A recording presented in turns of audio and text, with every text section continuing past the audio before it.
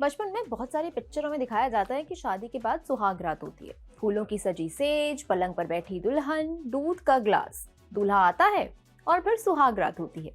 जिस तरीके से दिखाया जाता है उससे यही पता चलता है कि सुहाग रात में दूल्हा और दुल्हन के बीच सेक्स होता है। मुझे तो यही लगता था, पर मेरा और मेरे शादीशुदा दोस्तों का अनुभव थोड़ा अलग रहा। क्या? आज हम इसी पर बात करेंगे।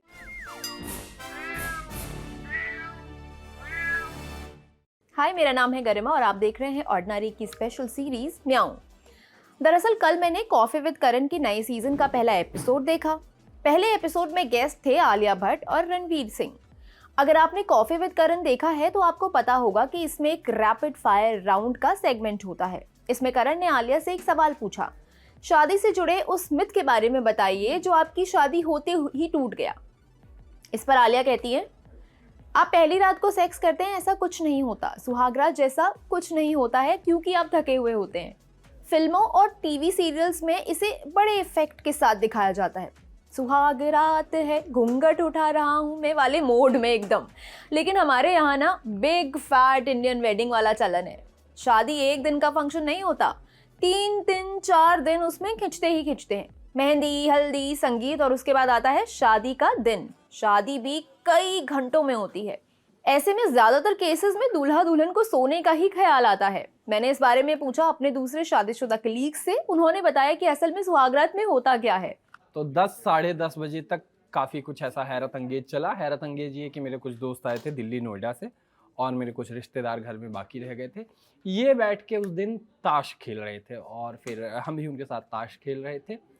और फिर मैं पता नहीं कब सो गया। फिर मेरी आधी रात को नींद खुली, कुछ अजीब सी आवाज़ें आई तो पता क्या चलता है कि मेरे कमरे में ढेर सारे गिफ्ट बिखरे पड़े हैं और मेरे मम्मी पापा, मेरी बीवी और मेरी बहन बैठ के उन गिफ्ट्स को खोल रहे हैं। कहीं कोई कटोरी बज रही है, कहीं कोई घड़ी उठा के रखी जा रही है।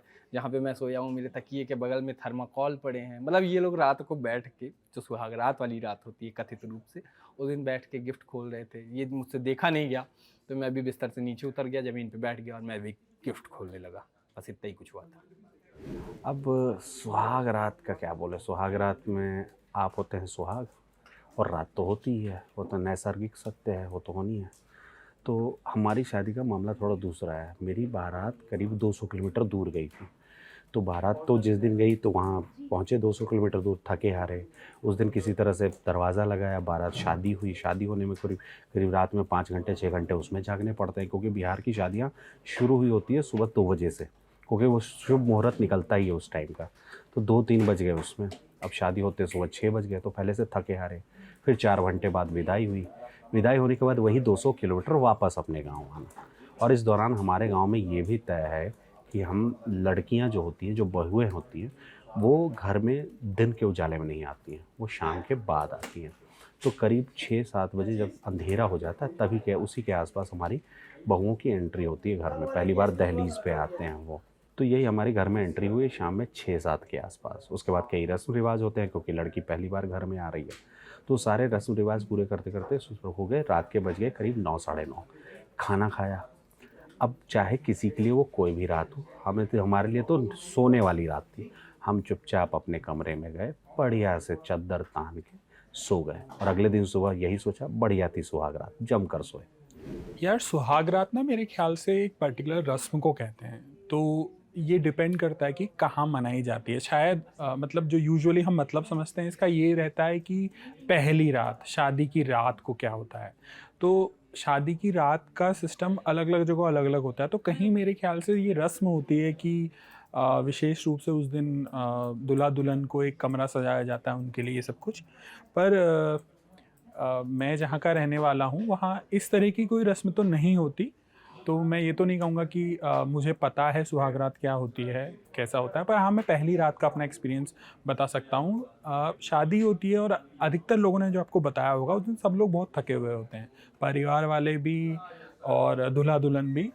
तो यूजुअली अगर थक गए तो वो सो जाते हैं या देर तक जाग के कुछ लोग पर, क्योंकि सबका मिलना मिलाना उन्हीं दिनों होता है तो बात करते हैं। तो हमारी शादी में तो ऐसा हुआ था कि हम काफ़ी देर तक जगे हुए थे, 3-4 बजे तक। और परिवार वाले बैठ के ढोलक लेके जब सब लोग चले गए उसके बाद हम काफ़ी देर तक डांस वांस करते रहे। और बल्कि वो जब दुल्हन आती है तो उसके बाद सबके साथ बैठ के काफ़ी देर वो प्रोग्राम चलता है, पड़ोस पड़ोस के लोग भी खाना ना खा के काफ़ी देर से जाते हैं। उसके बाद रात को यही है कि कितनी देर तक वो प्रोग्राम चलता है, उसके बाद इधर सो जाते हैं। परंतु हाँ, जो आप सुहाग रात से मतलब समझ रहे हैं, वो मेरे ख्याल से एक विशेष रस्म है जिसमें ऐसा होता है कि पर्टिकुलर, जैसा हम मूवी में देखते हैं कि एक बिस्तर सजाया जाता है, बेडरूम सजाया जाता है और उसमें फूल वूल लगाए जाते हैं, तो वैसा मैंने भी केवल फिल्मों में ही देखा है, मैंने सुना नहीं कि ऐसा कुछ होता है। क्या होता है वो तो नहीं पता, अपने साथ बहुत हिलेरियस हुआ था, वो बता देता हूँ। नॉर्मल वाली शादी नहीं थी, कोर्ट मैरिज थी। कोर्ट मैरिज करके नए वाले घर में पहुँचे, फरवरी का मौसम, तेज़ बारिश हुई, पूरे घर में पानी भर गया क्योंकि पहली बारिश थी, और उसके बाद लाइट भी चली गई। तो रात भर बैठ के वो पानी निकाला, सुबह पकड़ ली बेंगलोर की फ़्लाइट क्योंकि नई नौकरी ज्वाइन करनी थी। हो गई सुहाग रात। मेरे साथ क्या हुआ था वो मैं बता सकती हूँ। मेरी शादी से पहले मैंने इतनी ज़्यादा भाग दौड़ कर ली थी ना कि मैं खुद में ही वेट कर रही थी कि कब ये शादी निपटे और मैं जा कर के आराम से सोऊं।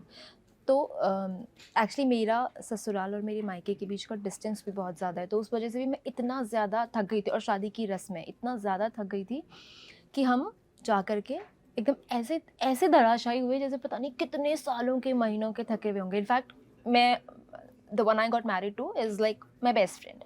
सो हम ना पहले प्लान करते थे ऐसे कि हम ना ऐसे रात को बैठ के पैसे गिनेंगे, कितने पैसे हुए और कितना मतलब हम ऐसे प्लान करते थे कि हम पैसे गिनेंगे, गिफ्ट्स देखेंगे, ये सब कुछ भी नहीं कर पाए। बस जाके एकदम सोए, सुबह अगले दिन 10-11 बजे आराम से उठे। बाहर जब वो रिश्तेदारों की आवाज़ें आने लगी तो हमें लगा कि नहीं, अब उठ के बाहर चले जाना चाहिए, तब हम उठे। So this is how my first night in ससुराल वेंट लाइक।